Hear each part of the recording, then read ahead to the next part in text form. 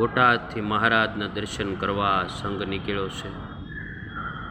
સાથે શેઠ ભગા દોશી અને શેઠ શિવલાલ શેઠ બધા જ વાતો કરે છે, ગ્રામ્ય વાર્તા. અને આ બધું શિવલાલ શેઠ મહારાજની મૂર્તિમાં ડૂબી ગયા છે. પોતે માળા હાથમાં લઈને એકાગ્ર ચિત્તથી મહારાજનું અંતર ધ્યાન થઈને ભજન કરે છે. આ બાજુ બધા ગ્રામ્ય વાર્તામાં મશગુલ થઈ ગયા છે. રસ્તામાં બધી વાડીઓ લીલી છમ દેખાય ને મૂળ તો શેઠ ભગા દોશી વેપારી, એટલે કે આ ખેતરમાં બાજરો આટલો પાકશે અને એ ખેતરના માલિક બહુ બાજરામાં પૈસા મળશે. આવી બધી ગ્રામ્ય વાર્તાઓ ચાલતી હોય છે.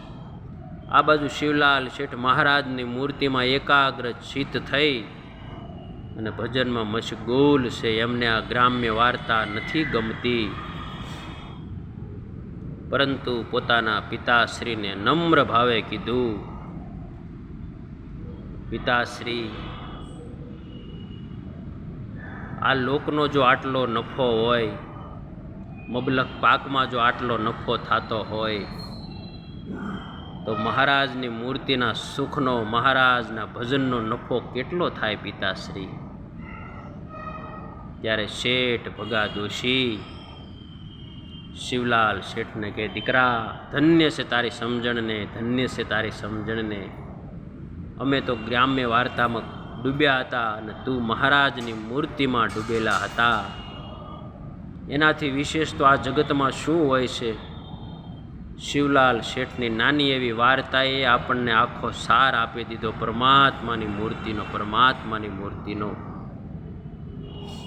આ બાજુ સંઘ ચાલતા ચાલતા ગઢપુર પહોંચે છે.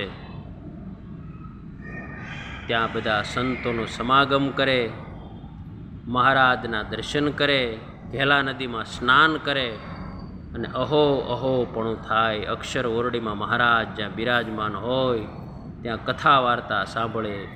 આવી દિવ્ય લીલામય જીવન ચરિત્રો પરમાત્માના જીવાત્માને અંતકાળે જો યાદ આવી જાય તો જીવાત્માનો બેડો પાર થઈ જાય, બેડો પાર થઈ જાય. આવી બધી લીલાઓ મહારાજની દિન પ્રતિદિન કાયમ આપણે સંભાળશું, કાયમ યાદ રાખશું તો મહારાજ આપણને યાદ રાખશે.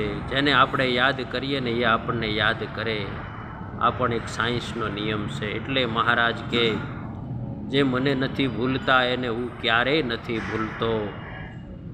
નૈનપુરના દેવજી ભગત કે સ્વામિનારાયણ સ્વામિનારાયણ, તો સામે મહારાજ કે હા ભગત, અડધી રાત્રિએ મહારાજ હોંકારો દેતા, આવા મહારાજ છે, આવા મહારાજ છે.